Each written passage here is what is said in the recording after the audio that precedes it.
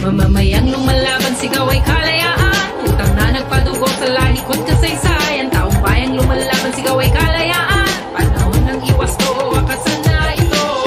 Deudas eternas que generación tras generación en explotación, saqueo, dominación. Defensora liberando el territorio, gritando fuerte, devuélvanos el oro. Kabundukan ninalukay sa kupatan, tinalbo, higanteng gamit, tinayong bulsa nila'y napaldo. Baha, pagkuho, buhay na tao kapalito, kaya wala tayong utang, tayo dapat magbayaran. Do patriarcado, onde o corpo território é território violado. Mulheres do sul global, aqui já não se cala. Vamos juntas e rebeldes afirmando nossa fala. Resistência dos povos que gritamos liberdade.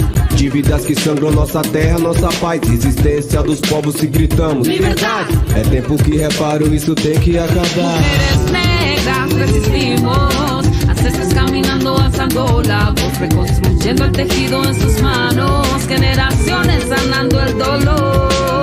Expoliación colonial de la materia prima, tala masiva y el petróleo se nos viene encima. El clima cambia bruscamente, una nube que se avecina, llueven ya las consecuencias de ser otra mina. Sobrevivemos ao genocídio, exclusão, militarismo, capitalismo, ao processo de embranquecimento, negação. Só queremos reparação. Resistencia de los pueblos que gritamos libertad, deudas que desangran nuestra tierra, nuestra paz. Resistencia de los pueblos que gritamos libertad, es tiempo que reparen, esto tiene que acabar. Resistance of the people who cry out to liberty. That ode to us is causing our earth and peace to bleed. Resistance of the people who cry out to liberty. It's time for reparations, it is time for this to end.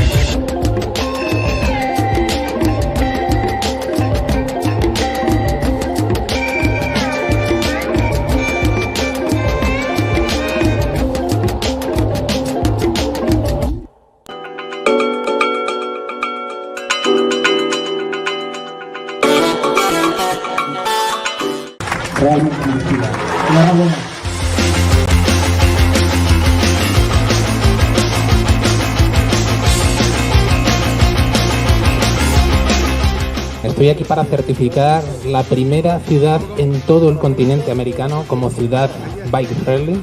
Eso me llena de orgullo, pero aún me llena más de orgullo el que esa ciudad sea Cuenca, porque realmente se lo merece. Esta ciudad cambió y cambió para bien, cambió para positivo y cambió para ser no solamente amigable con el ambiente, sino también una ciudad segura, sostenible en cuanto a la movilidad. Y este reconocimiento es prueba de ello.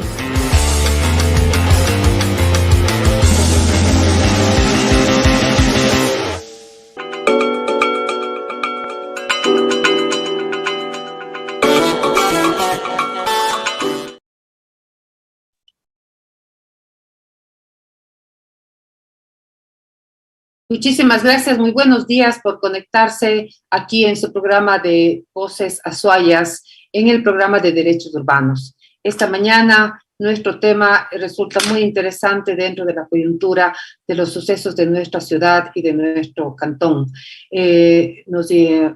Han aceptado la invitación dos personas que han sido muy comprometidas a lo largo de sus carreras profesionales, muy comprometidas con la ciudad, con el quehacer de lo que sucede en Cuenca, de las necesidades de Cuenca, del cantón, de la provincia.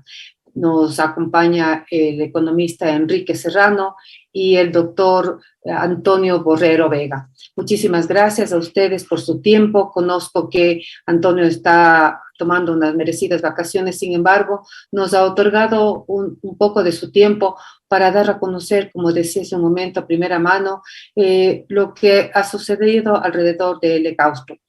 Y para iniciar este programa me voy a permitir dar lectura al artículo de prensa publicado en Diario El Mercurio, en su edición del día miércoles 24 de agosto, por el doctor Carlos Castro Riera, cuyo título dice así: Imposición centralista. El centralismo continúa perjudicando los intereses de Cuenca y la región austral. En efecto, el Estado central asumió el control de las empresas locales de energía eléctrica, afectó la titularidad del GAD de Cuenca del Servicio Público de Telecomunicaciones mantiene un trato discriminatorio con la Corporación Aeroportuaria de Cuenca, desmanteló las sedes de la Administración de Cuenca de la SELEC, Escuela de la Función Judicial, Superintendencia de Ordenamiento Territorial y ha concentrado en Quito trámites que antes se hacían localmente. La última acción centralista fue la imposición del Ministerio de Energía y Minas del cambio de la administración de Helecastro. Sin diálogo alguno con los GATS de la SUAY, a pesar de la exitosa gestión gerencial del ingeniero Antonio Borrero, que condujo al fortalecimiento administrativo y financiero de dicha empresa y la realización de proyectos como la central hidroeléctrica de Ocaña, el repotenciamiento de las centrales de Saucay, Saimirín y la central térmica del Descanso, el proyecto eólico de la generación eléctrica de Huaycachaca y el inicio del proyecto multipropósito Soldados de Anuncay, todo lo cual reposicionó a Helecastro en el sistema eléctrico nacional y a la SUAY y la región austral como territorios con fortaleza en la producción de energía. A estas ejecutorias se suman el programa de desarrollo territorial, los recursos destinados a la práctica de la responsabilidad social empresarial a través de la gestión de la unidad de gestión de socioambiental con los fondos para nuevos proyectos socioambientales en Azuay, Cañar y Loja, y el fomento de la agroecología, configurándose toda una labor de desarrollo de las comunidades del entorno de sus proyectos de generación eléctrica que constituyeron un modelo a nivel nacional e internacional. De esta manera, la generación de energía iba de la mano con la preservación de fuentes de agua, la biodiversidad y los ecosistemas frágiles que están amenazados por concesiones mineras justamente en las cabeceras de los ríos Tarqui, Yanuncay, Machángara y Norcay. Toda esta visión socioambiental está en juego con el cambio de administración de Helecastro, que nos obliga a estar atentos, tanto más que un funcionario pionero pro-minero está al frente del Ministerio de Energía. Con este artículo publicado en Diario El Mercurio, damos inicio a este diálogo con nuestros invitados de hoy, el economista Enrique Serrano y el ingeniero Antonio Borrero. Muchísimas gracias nuevamente por estar con nosotros. Estimado Enrique, usted ha sido un impulsor de la descentralización durante muchísimo tiempo, desde que inició sus trabajos allá en los años 70 con la creación del CREA. Y esta separación, digamos, de la SUAY y su desarrollo frente al centralismo le dio una gran visión a la SUAY y un desarrollo potencial. ¿Cómo lo lograron? Dividir, separarse de un Estado. Gracias, Margarita. Saludo a Antonio Borrero, un gusto y un honor compartir con él este espacio. Bueno, al inicio del Estado ecuatoriano en 1830, hubo un planteo de que el Estado ecuatoriano fuera un Estado federal, que debería integrarse con 3 componentes o 3 participantes: Quito, Guayaquil, Cuenca y Loja. Pero posteriormente, en la Constitución de 1835, se acordó adoptar el modelo de Estado unitario y se determinó una ciudad para que fuese la capital o el centro de la toma de decisiones de ese Estado unitario, que fue Quito. A lo largo, pues, de la vida republicana, se ha ido evidenciando cada vez más una tendencia a la concentración y a la centralización en el manejo del gobierno del Estado unitario. Y también a lo largo de estos años ha habido un serio debate y un cuestionamiento a esta modalidad de Estado unitario, hecha principalmente desde la ciudad de Guayaquil, pero también desde la ciudad de Cuenca. En Cuenca, alguien que promovió el federalismo y estuvo a favor de la descentralización fue Benigno Malo. Posteriormente, todo el grupo de políticos e intelectuales de Cuenca, agrupados en el denominado Partido Progresista de la SUAY, entre los que estuvieron Antonio Borrero Cortázar, Luis Cordero Crespo, Pío Bravo y otras personas que acompañaban también a Benigno Malo. La verdad es que nos sentimos incómodos en el país con la existencia del Estado unitario y el centralismo. Lamentablemente, en la Constitución del 2008 se volvió a retomar esta tendencia centralista, luego de un periodo en donde se logró un buen nivel de descentralización, si así puede llamarse, que estuvo entre 1990 hasta el 2008. Justamente en ese periodo, una congresista azuaya, la doctora Susana González, propuso la ley del 15%, de participación del 15% del presupuesto nacional, por el cual se depositaba el 15% directamente en la cuenta de cada uno de las municipalidades o gobiernos seccionales, llamados así lo que ahora son conocidos con este nombre rimbombante de gobiernos autónomos descentralizados. Ahora ha surgido de nuevo el debate en torno a lo que sería el federalismo y la descentralización, Margarita. En el caso de Cuenca y de la Azuay hay dos hitos fundamentales dentro de esta lucha que reflejan y revelan lo positivo de la descentralización. Solamente menciono entre muchos estos dos hitos. El primero es la constitución de la Universidad de Cuenca, allá por 1867, porque había una sola universidad en Quito, centralizada en Quito. Y entonces líderes políticos de Cuenca y de la Azuay, entre ellos Benigno Malo y Luis Cordero, consiguieron que se fundaran las universidades estatales de Cuenca y Guayaquil. Eso ha sido muy importante para el desarrollo y el crecimiento social de la sociedad de acá de Cuenca y de los habitantes de la provincia de la Azuay, porque con la universidad se formaron profesionales y se trajo el conocimiento y la tecnología. El otro hito importante, me salto, empieza en 1958, cuando se conforma el Centro de Reconversión Económica de Azuay, Cañari y Morona, Santiago, que los políticos, tanto de Azuay cuanto de Cañar, los congresistas, consiguen una ley por la cual se establece este centro, que es multisectorial y que tiene autonomía para tomar decisiones en los campos de la producción de alimentos, de la artesanía e inclusive de la industrialización. Justamente a través del CREA se consiguen muchos logros, se mejora el desarrollo artesanal y se establece también el desarrollo industrial. Por otra parte, el CREA apoya la colonización espontánea que azuayos y cañarenses habían hecho en la vecina provincia de Morona, Santiago, y desarrolla un plan de colonización por allá por el 1964.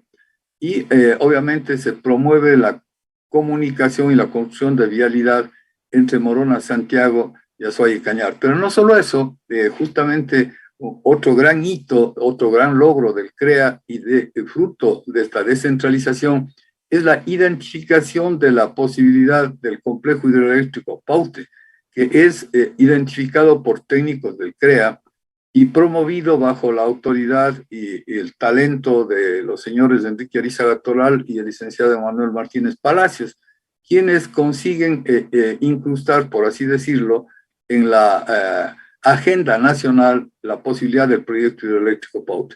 Estos son solo unos poquísimos ejemplos de resultados positivos de lo que ha hecho la descentralización desde Cuenca. Por eso nos resiente tremendamente esta actitud centralista que ha hecho que se intervenga de manera opresiva en la Junta de Accionistas de la compañía L. Gaustro, sin siquiera presentar con oportunidad la terna. Y yo he escuchado al señor alcalde de la ciudad de Cuenca, ingeniero Pedro Palacios, decir que la terna fue conocida en ese momento, unos minutos antes en la sesión, de tal manera que él más bien decidió renunciar a la conducción de la Junta de Accionistas porque consideraba esta entrega tan apresurada de una terna como una ofensa para la ciudad de Cuenca. Esto es lo que puedo comentar brevemente, Margarita. Gracias. Muchísimas gracias, Enrique, por su aporte dentro del conocimiento, pues, de la historia, de los sucesos que han venido haciendo de Cuenca y de la provincia ha podido desarrollarse en el transcurso de los años. Efectivamente, Susana González fue una de las pioneras en hablar de descentralización allá cuando fue ya diputada de la Azuay.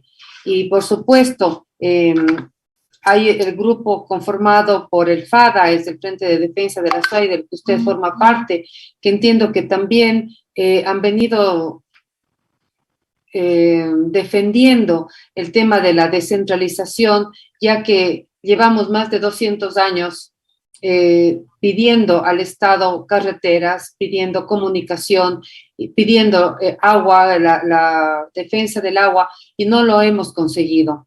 Han pasado 200 años y el Estado sigue siendo un Estado que no reconoce las autonomías de los GATS. Estimado Antonio, para empezar un poquito y entrar en contexto de lo sucedido en días pasados dentro del directorio del L-Gaustro, sería interesante conocer quiénes conforman este directorio, quiénes son parte del directorio.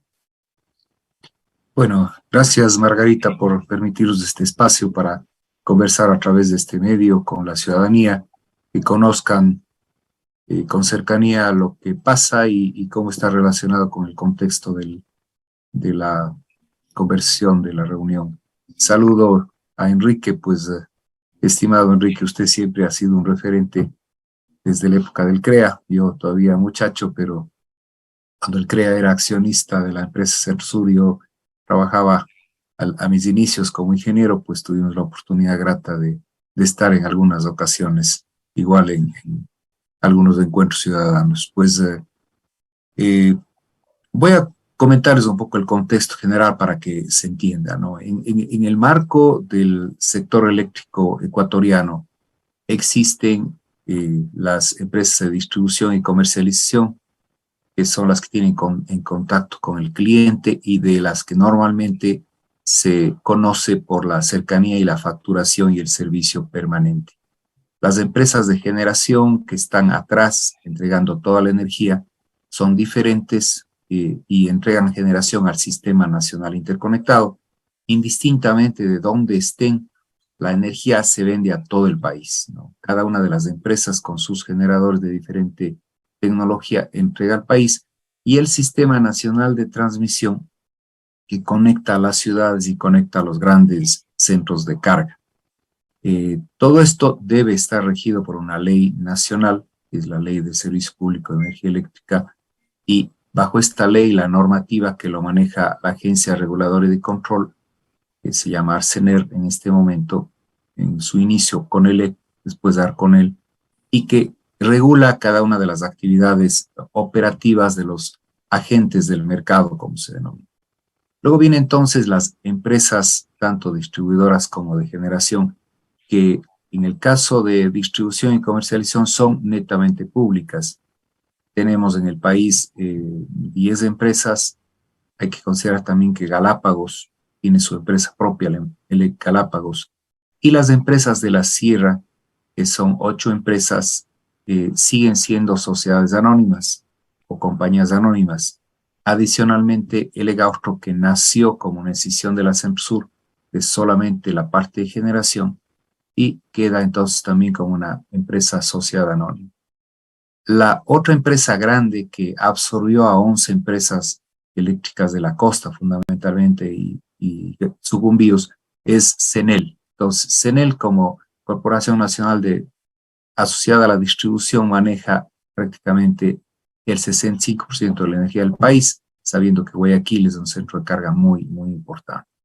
Y el caso de SELEC, que tiene alrededor del 88% de la generación eléctrica, nació de las centrales de generación, incluyendo Paute, que ya hizo referencia Enrique, está en el centro de mayor generación del país, como es el Paute, con sus proyectos integral Paute, Mazar, Molino, Sopladora y próximamente Cardenillo. Entonces, el centro de gravedad está todavía en el Paute, está en el austroecuatoriano, y en energía sumada a las otras centrales también asociadas ahí se genera en algún momento hasta el 51% de la energía del país, no la potencia que es instantánea y momentánea. Entonces, SELEC es igualmente una empresa pública creada por decreto ejecutivo de la Presidencia de la República entre el año 2009, CENEL, y en el año 2010, SELEC.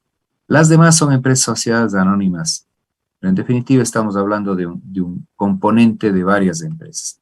Las empresas de generación pueden, en la mayoría en pequeño y mayor tamaño, son privadas, que han ido haciendo las inversiones de riesgo y han ido conectándose y dando servicio al país. Entonces, hay que entender que hay un entorno de una regulación a la cual, ya sean públicas o privadas, se conectan para dar el servicio dentro de la normativa establecida en la Constitución, en donde la energía eléctrica no se considera como un bien transable, sino un servicio. Esa concepción es fundamental para entender que todos los ciudadanos tenemos derechos a un servicio de calidad, cantidad, disponibilidad, en fin, que son importantes para ir mejorando ese concepto.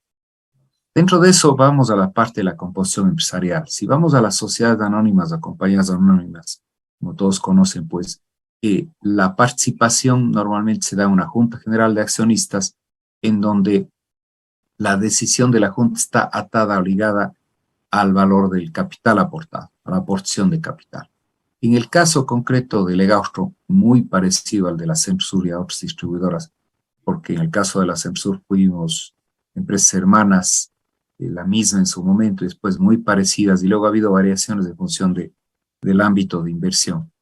En el caso de Legaustro, adicionalmente por esa venta de acciones que realizó la prefectura de la Azuay, que debilitó el posicionamiento regional, se convierte en que el Ministerio de Energía y Minas tiene el 75% de acciones y el 25% entre las tres prefecturas de Azuay, Cañar, Morona, Santiago, el municipio de Cuenca, municipios de Santa Isabel, Biblián y Morona, ¿no? Esta es la composición de 9 accionistas, donde siempre a lo largo de sus 23 años, esta semana Legaustro cumple 27 años, perdón, de la decisión de la Cemsur y de la creación como tal, donde tuvo que avanzar en el tema de generación. Pero entonces, en esa composición, cuando se convoca una Junta General de Accionistas, puede el accionista mayoritario, como el caso del Ministerio, imponer por peso de sus votos cualquier decisión.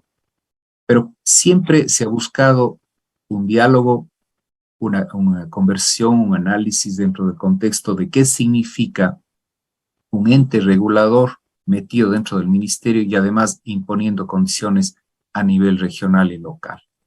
Entonces, lo que siempre se ha dado, y bajo el siguiente piso es del directorio.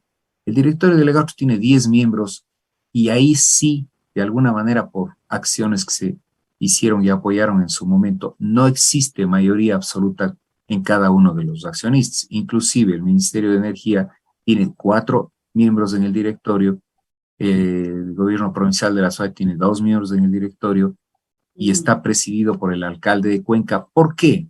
En sus 23 años desde el inicio de Legaustro ha presidido el alcalde de Cuenca porque el municipio está velando por una ciudad-región, está conectando al servicio público de energía eléctrica, de agua potable, alcantarillado, telecomunicaciones, como lo hace con Etapa. Entonces, la idea inicial fue que el municipio esté presente en la Centro Sur como servicio de energía eléctrica, en el Legaustro, con servicio que va más allá de la energía eléctrica, como lo hemos visto, que es también el de conservación, dotación, regulación, conservación en general. Entonces, si es que está presidido por el primer personero de la ciudad, puede conectar, y es así como se ha venido trabajando en equipo durante muchos años.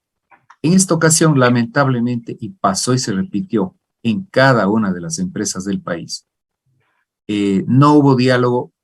El ministro de Energía y Minas, el ingeniero Javier Pera Grunauer, pues no se abrió al diálogo con los actores locales, con autoridades como el alcalde de la ciudad de Cuenca, que además era presidente del directorio, que obviamente las políticas tienen que buscarse en beneficio de la sociedad. No tiene sentido tomar acciones que puedan ser destructivas hacia un trabajo territorial que es el que se ha fortalecido a lo largo de los años y se ha logrado una gobernabilidad adecuada con un diálogo permanente.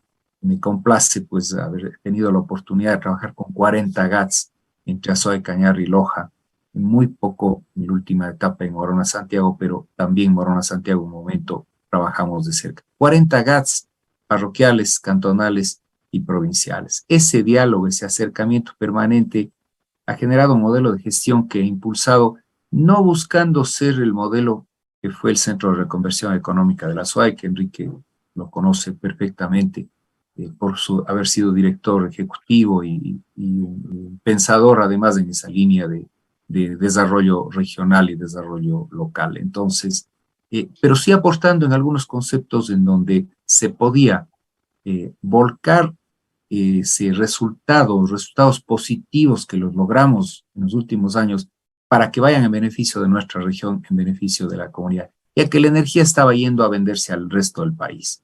Entonces, ¿por qué no aprovechar eso sin dejar de ser una empresa eficiente, buscando que la rentabilidad y la posibilidad de trabajo en territorio potencia y mejora la calidad de vida de la gente en las 3 provincias que estamos mencionando? Y más allá, la visión con voluntad política de hacerlo fue que los nuevos proyectos que se han venido construyendo, se mencionan en el artículo de Carlos Castro, pues empezando por Ocaña, la repotenciación de Saimirín, mejoramiento de las centrales de Saucay, modernización de aquellas, la modernización en su momento del descanso, que cumplió ya 40 años y obviamente por las inundaciones debe pasar más bien a desconectarse y quedar el Egauto como una empresa de energía renovable plenamente. Y los nuevos proyectos, Huascachaca con proyecto eólico de punta y el proyecto Soldados de Anuncay, que es un proyecto sustentado, similar a los de conservación que tenemos y que va a permitir sostener el agua para Cuenca hasta el año 2050 de seguro. Entonces, todo este entorno ha sido un trabajo muy, muy complejo que dentro de la decisión que toma la Junta de quién maneja su empresa, tiene que ser concertada. Ya se dio en Ambato, en donde pues simplemente se dio una imposición a un gerente dado por el ministerio sin diálogo con los 4 prefectos y 15 alcaldes que estuvo ahí. Se dio en Loja de manera similar, se dio en la empresa eléctrica Soves, se dio en el Egauto. Entonces, ese modelo es una ruptura al diálogo, a la posibilidad de gobernabilidad y al trabajo en territorio.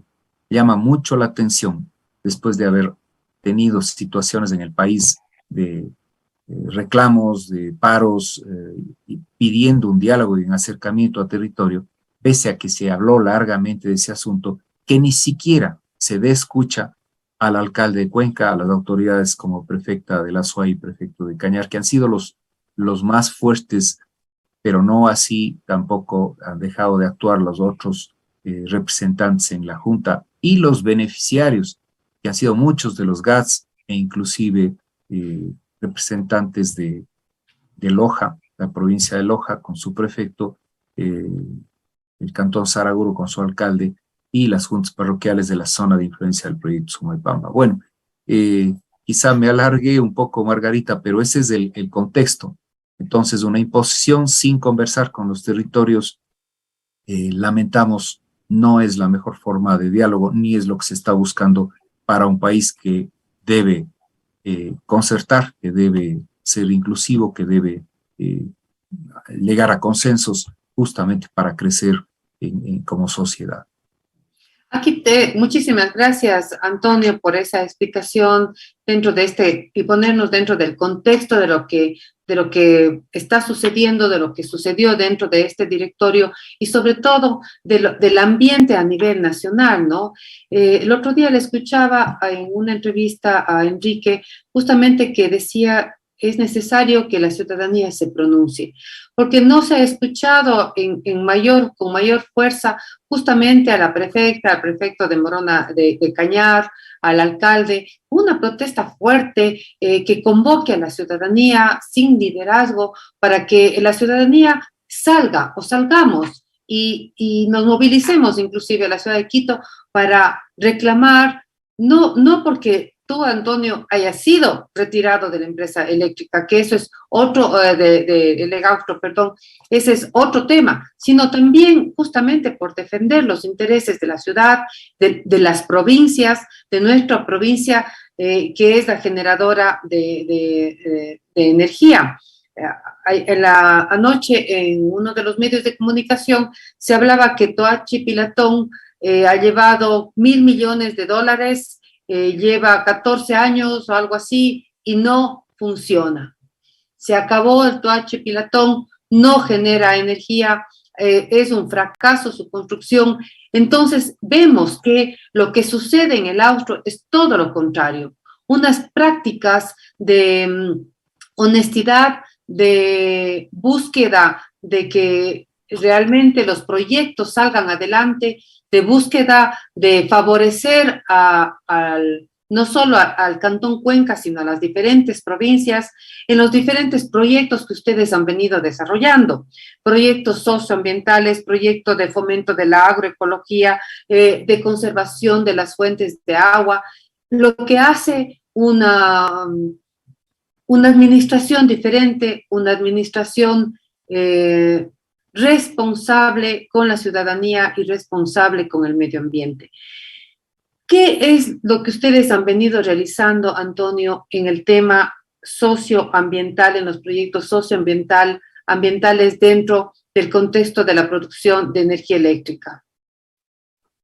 Bueno, yo creo que tenemos que ser muy conscientes que si utilizamos el agua, que fundamentalmente es de la primera fuente de generación del país, de generación de energía eléctrica, si utilizamos el agua, hay que respetarla, hay que conservarla y hay que manejarla adecuadamente. Es más, nuestra Constitución nos establece el orden de jerarquía, indicando que primero estaría el agua para consumo humano. Entonces, es la primera en su orden de prelación. Segundo es la soberanía alimentaria. Tercero está el caudal ecológico y la supervivencia de especies en los ríos, manejar los cursos de agua y conservar. Y cuarto, en el cuarto nivel está actividades productivas. Pueden significar la conversión o la utilización del agua como tipo consultivo, o sea, consumiendo el agua. Y las otras que también están en esa línea, pero que no consumen agua, que son las actividades de generación eléctrica, en donde lo único que se hace es transformar el movimiento del giro por el flujo de agua, por la energía cinética que tenemos allí, transformada en energía eléctrica. Entonces, en ese cuarto nivel se tiene la generación de energía, y un poco un lema que usábamos nosotros: agua que no has de beber, conviértela en energía, ¿no? ¿Para qué? Para que esa energía limpia pueda servir a todos los hogares y desplacemos la utilización de otras fuentes que no son renovables y que son contaminantes, como las que emiten CO2, las que utilizan combustibles fósiles, etcétera, etcétera. Entonces, en ese contexto, si vamos a utilizar eso, no podemos estar en territorios sin observar de dónde viene el agua y cuál es la calidad de fuente. Por supuesto, allí ya va más allá de un tema técnico de conversión de energía, viene la parte de afecto, de conciencia ambiental, de compenetración con el campo y la vida mismo que hemos manejado a lo largo de la vida, ¿no? Entonces, estar en lugares prístinos, de territorios altos, de pajonal, el poder caminar, saber que esa fuente de agua que está ahí nutre a nuestras ciudades, nutre a nuestros campos y puede ser transformada en energía, y estar en nuestras manos, poder utilizarla de alguna manera y potenciar a la gente que se debate en ese páramo, en esa situación de producción bien triste, para entender, por ejemplo, la cuenca del Machángara, y quizá ustedes que han recorrido la región pues conocen. Hay que entender de dónde viene, y la energía, el agua que viene en el Machángara nace de la Machángara Cocha, por ejemplo, y la Machángara Cocha está en la parte alta y pertenece a Cañar, y pertenece a Guayeturo. Si estamos en Guayeturo, hay que preguntarle a la ciudad de Cuenca, ¿alguien se ha dado la vuelta a pensar en esa población de Guayeturo, de Purubín, de Malal, de Xuya que está ahí, en las condiciones de vida que tienen? No, nosotros hemos llegado al otro lado, hemos conectado con ellos, buscamos apoyarles para que sean ellos personas que ayuden en la conservación, pero también tengan una sostenibilidad y una mejora de la calidad de vida. Tenemos programas muy fuertes en la zona posterior, y claro, les encantó pensar que llegamos a la parte posterior de Guayeturo, de Nazón, estoy hablando del Cantón Cañar en la provincia de Cañar, ¿no? Entonces, hay que ver toda la cabecera y la parte de conservación. ¿Por qué se da el deterioro del pajonal y el páramo? Porque están buscando la supervivencia para su familia. Entonces, enseñémosles a trabajar en las zonas de mejor clima, de mejores condiciones productivas, y démosle las herramientas para que nos ayuden y todos conservemos. Entonces, es realmente un enriquecimiento que hemos hecho a través de varios años. También me honré en ser presidente del Comité de Conservación de la Cuenca del río Machángara por 12 años, trabajando en mis 17 años en el Egaustro, formando parte del comité que cumplió hace poco 24 años y que nació de un llamado de la Universidad de Cuenca a dialogar etapa con la empresa El Egaustro Sur en esa época para que no solamente miren su necesidad de producción dentro de lo que el servicio le obliga a cada una de las empresas, sino que dialoguemos para que se pueda dar un entorno importante de conservación. Entonces, se ha ido creando un proceso que no ha sido nada fácil. Hemos pasado por varios gobiernos con enfoques muy diametrales, con la imposibilidad muchas veces de llegar a un acercamiento, un diálogo, pero siempre utilizando espacios de diálogo, espacios de avance. Se ha ido fortaleciendo ese compromiso de conservación. Entonces, poder hacer que una empresa de generación eléctrica se convierta en un pilar fundamental del desarrollo y de la conservación ha sido ir cambiando un modelo y generar recursos. Yo había mencionado que cuando llegué al Egaustro en el año 2005, me llamó la atención porque prácticamente era una empresa quebrada, no era sujeta de crédito. A los 2 meses de que llegué, el Banco del Estado también nos dijo, dejan de ser sujetos de crédito. No teníamos ni siquiera para gastos operativos. En algún momento, ya lo he contado, pues a los 15 días de llegar a la empresa, el director financiero me dice, ¿cómo pagamos la quincena? Solo tenemos $15,000 en la caja. Llamó la atención. Yo hacía cuenta que en los últimos 4 años hemos invertido en desarrollo social y responsabilidad social empresarial, pero sacados de la propia empresa, con esta visión que les he mencionado, se han invertido 16,5 millones, con 140 convenios, con 40 GATS. Eso no es poco, eso es un tema de gran trabajo.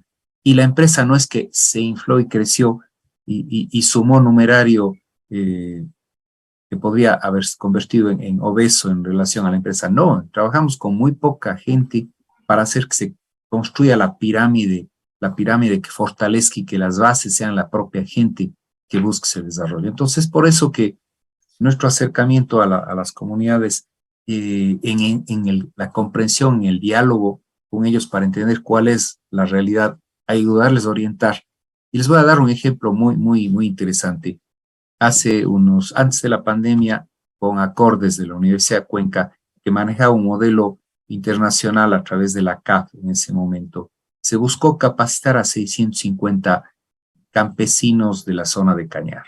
Se hacía a través de la Universidad de Cuenca, de la Católica en Cañar, y el Colegio Calasanz en Cañar, en donde se impartían los cursos.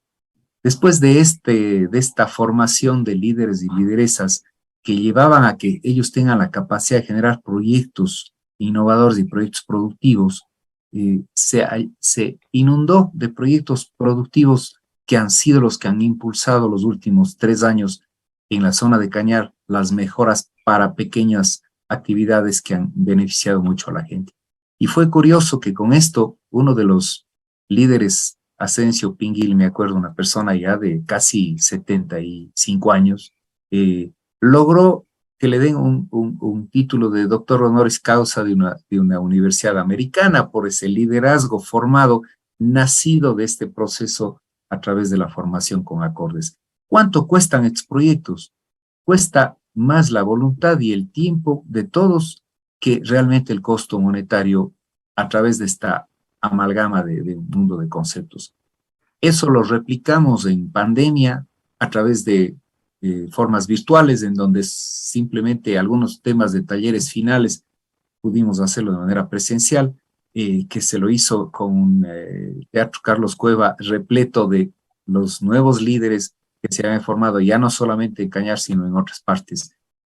Yo creo que me llevo una cosecha de actividades muy interesantes y me gustaría conversar largamente con Enrique, Margarita y otros amigos que han estado en este afán y que ahora sí, abriendo el mundo a otras actividades, podemos potenciar y quizá dar nuestra experiencia para un mejor desarrollo de nuestra región.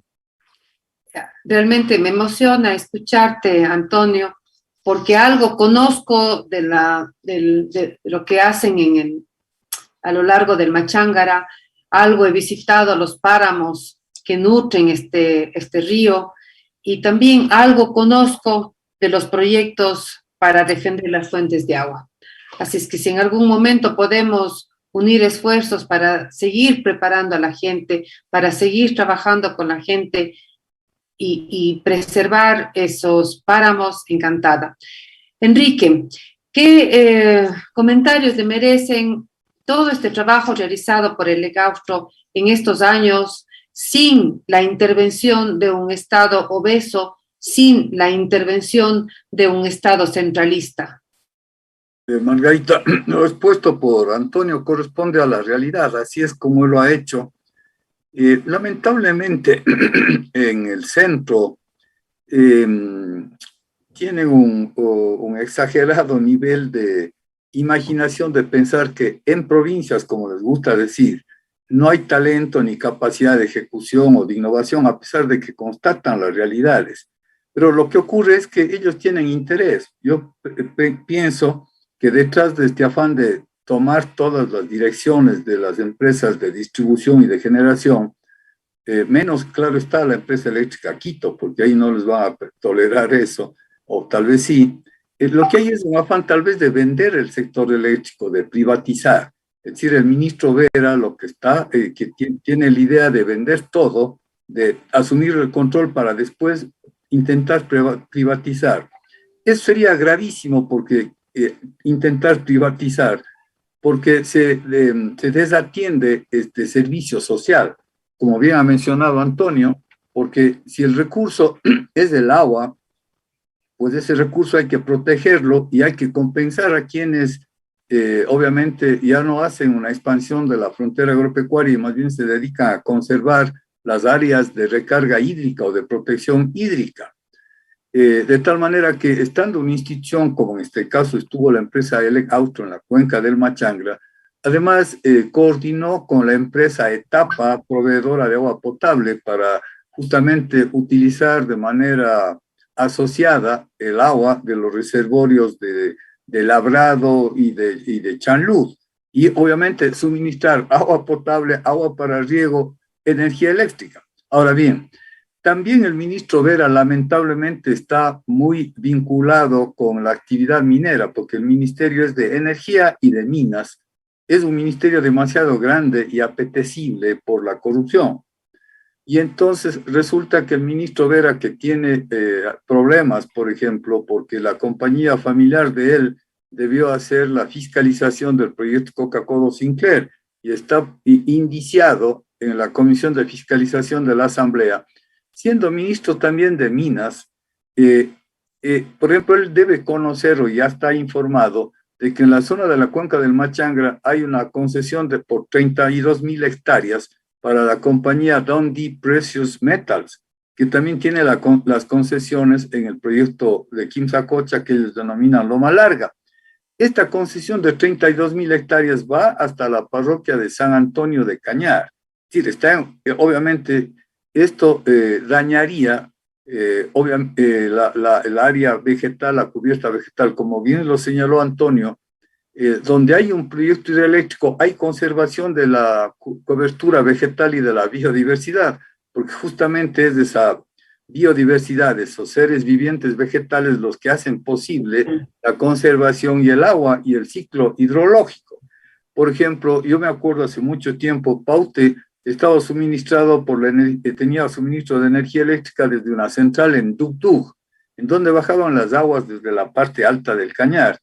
Pues cuando se dejó de generar energía eléctrica en esa central pequeña de Dugdug, simplemente se destruyó toda la cubierta vegetal, no había quien cuide ni quien se preocupe, porque obviamente tiene el interés económico y el interés ecológico que equilibrarse para que haya sostenibilidad.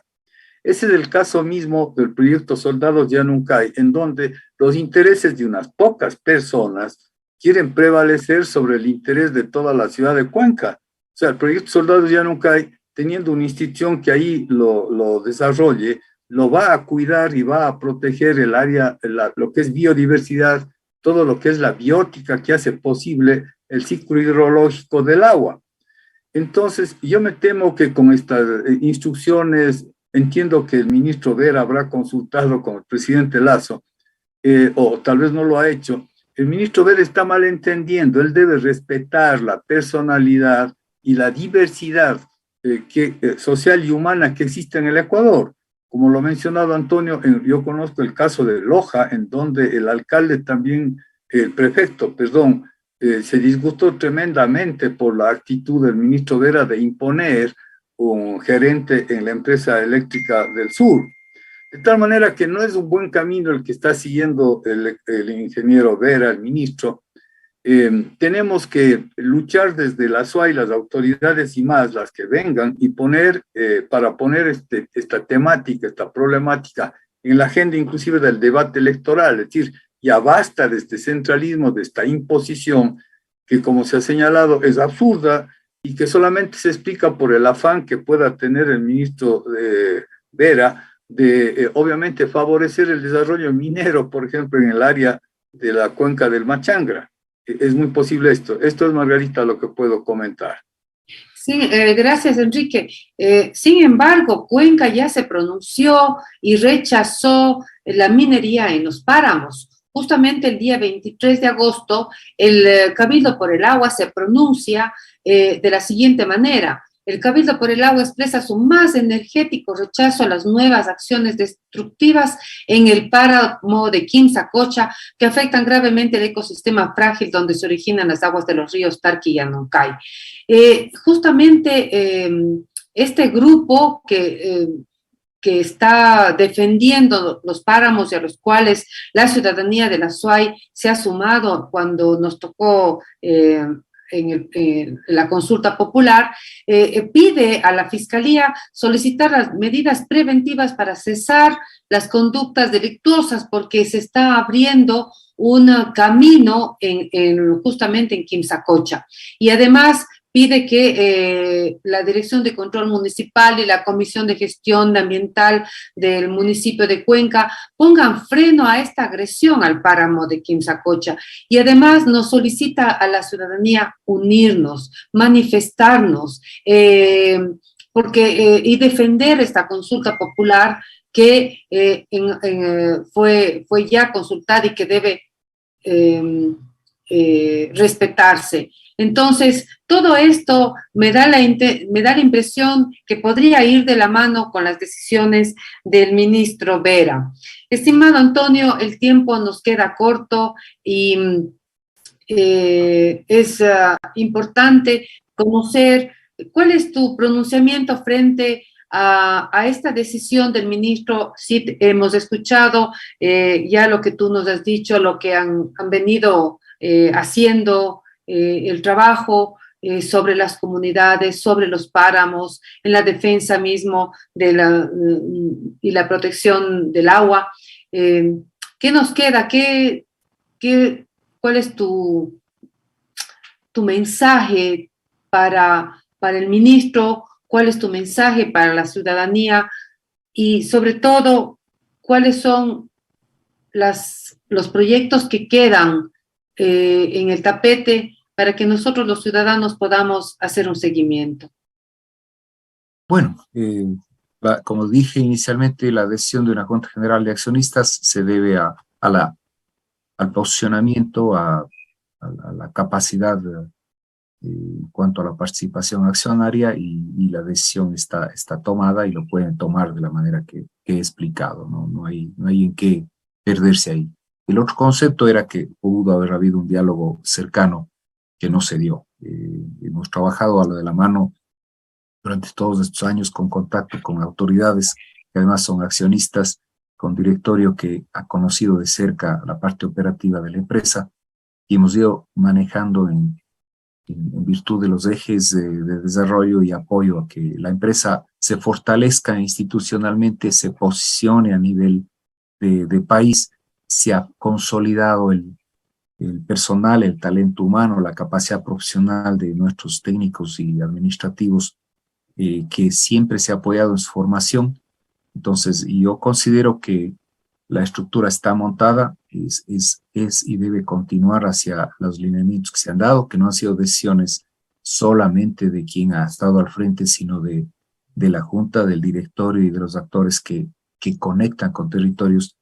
Yo esperaría que se continúe y primero el proyecto eólico Huascachaca pueda llegar a feliz término y entre en funcionamiento desde octubre hasta enero, de manera que en enero la operación comercial del parque eólico más grande del Ecuador, que ha llevado 13 años a Elegaustro llevarle a este punto, llevamos un avance ahí del 95%, y el otro es el proyecto Soldados Yanunca, que tiene ya financiamiento completo y que pese a disgusto de pocas personas, lamentablemente tiene que velar por una ciudad de Cuenca que necesita controlar y regular sus ríos para evitar los desastres y los estiajes severos que se vienen de manera más pronunciada por el efecto de cambio climático. Yo esperaría que eso, y además queda una carpeta de proyectos, importante, y es, por ejemplo, la presencia de una central Ocaña 2, que es a continuación de la central Ocaña que se construyó en el año 2012, está listo con estudios definitivos para que se pueda construir, o permitir y potenciar a que esto se lo maneje en el austroecuatoriano y en la propia empresa, la posibilidad de una central fotovoltaica que vaya y complemente a la central Huascachaca, que también es otro tipo de tecnología que debe impulsarse en el país como energías renovables. Y en el tema de energías distribuidas, se tiene una serie de proyectos de menor escala que lo que generarían, y esto, Margarita y Enrique, es muy interesante, es enorme empleo a menor escala para poder tener pequeñas centrales que generen ese concepto que está a nivel mundial de la transición energética que lleva hacia la descentralización. Estamos hablando de eso no solamente en el tema de poder político, estamos hablando también en el tema de colocar cerca de los territorios la posibilidad y la potencialidad de que esa distribución permita y genere trabajo, desarrollo, industria y crecimiento local. Ese modelo lo habíamos venido impulsando y trabajando con las universidades, Universidad de Cuenca, Universidad de la SUAE fundamentalmente, de manera que ese preparado, esa visión, que hay varios técnicos que tienen y están constituidos en una empresa. Yo esperaría que se les respete y que se respete un plan estratégico institucional que va hasta el año 2026, que permita crecer esa empresa y seguir brindando ese beneficio colectivo que hemos buscado darlo en un cambio de no tener recursos a poder entregar recursos de una manera mediana a una población amplia y extendida, pero creo que buscando la estrategia y los puntos adecuados en donde debe estar presente una empresa como Elegaustro, cuya visión de la energía fue energía para la vida, porque eso la pandemia nos hizo ver con claridad y cercanía que fue fundamental y que debe ser fundamental para nuestro desarrollo total de la sociedad. Sin más, pues gracias por esta oportunidad, estamos siempre atentos para conversar y contribuir, aportar a Margarita y Enrique, pues será un gusto sentarnos a tomar un café y conversar sobre cómo se puede ayudar a nuestra ciudad y a nuestra región. Muchísimas gracias, Antonio. Enrique, sus últimas palabras finales. Margarita, gracias por la oportunidad. Un saludo afectuoso a Antonio y a su brillante desempeño en Elegaustro, teniendo en cuenta de manera integral todos estos factores que él ha manifestado. Realmente Cuenca y el Azuay Cañar tienen esta dotación de la naturaleza, de las fuentes de agua, de recurso hídrico, y esto tienen que protegerlo, tenemos que protegerlo. Y obviamente tienen que continuar los proyectos como así se lo ha manifestado. Vamos a estar muy vigilantes de lo que haga la nueva directiva de Elegaustro. Vamos a estar muy atentos de lo que haga también la Centro Sur, Margarita. Ese sería el mensaje final. Muchísimas gracias, Antonio. Muchísimas gracias, Enrique. A todas y a todos ustedes que nos han acompañado en esta mañana aquí en el programa de Derechos Urbanos. Nos quedan muchas lecciones, cada uno podrá asimilarlas y entenderlas. Nosotros nos vamos a despedir sin antes pedirles e invitarles, visiten nuestra página web www.vocesasoyas.com. Tenemos en Voces Rizomáticas el último artículo de Catarina Sojos, muy interesante. Les invitamos para que lean en su fin de semana. A ustedes, queridos invitados, gracias por su tiempo. Y a ustedes, estimados y estimadas teleaudiencia, pues muchísimas gracias por estar con nosotros. Dios mediante, nos veremos la próxima semana. Y mañana tenemos Derechos Urbanos con César Sea y Fernando Vega en el tema de la coyuntura política. Muy buenos días. Hasta luego, con gusto.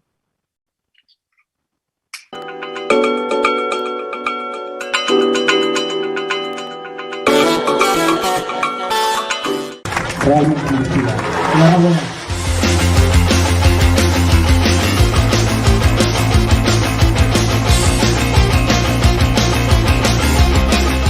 Estoy aquí para certificar la primera ciudad en todo el continente americano como ciudad bike friendly. Eso me llena de orgullo, pero aún me llena más de orgullo el que esa ciudad sea Cuenca, porque realmente se lo merece. Esta ciudad cambió y cambió para bien, cambió para positivo y cambió para ser no solamente amigable con el ambiente, sino también una ciudad segura, sostenible en cuanto a la movilidad. Y este reconocimiento es prueba de ello.